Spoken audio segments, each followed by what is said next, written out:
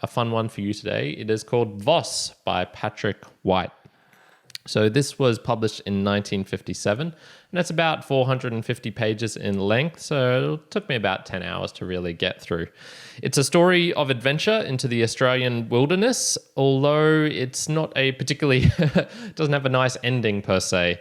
It's set in 1845, so this was when Australia was kind of being formed or colonized, I guess you'd call it.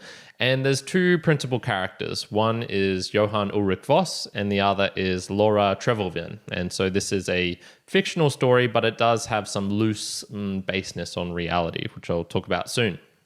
We start off in the New South Wales colony of New South Wales, and this is where the two principal characters meet, and then Voss goes off on his adventure to basically try and travel across Australia. So he goes with a crew, a band, a party of people, and we sort of switch between the two stories of him and then of Laura back in New South Wales. So it's a tale of two things. There's two characters, there's two kind of separate places that they're really being looked at, the inland Australia and then her home in New South Wales. And then also there's roughly two time periods. So we focus on the time period where they know each other and his kind of expedition going.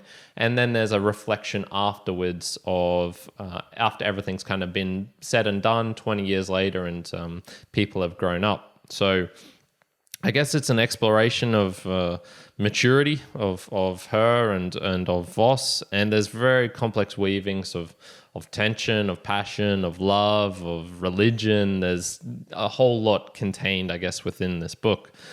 I'll touch upon the author, and he was an Aussie author, Patrick White, but he was British born, so I'm not sure how much we can particularly claim him as Aussie, although he did come here when he was 6 months old, so yeah, I'd say he's pretty Aussie. And he was a Nobel Prize winner, and I believe he's the only Nobel Prize winner for literature that Australia has ever produced, so this book was kind of contained within that package, so it's definitely one that is, I suppose, intriguing and has been recognized as award-worthy. And as I mentioned, it's loosely based upon an actual person called Ludwig Leichhardt. So a very German name, and it was indeed a German who traveled through Australia, and Voss in the book is German as well. All the other characters, I'm unclear of if there was a girl called Laura or if he had a love interest of many of the associated people in his party. I don't know. I don't get the feeling it was. I think it was based primarily on just this one guy who did indeed travel inland Australia in this time period of 1845, mid-1800s.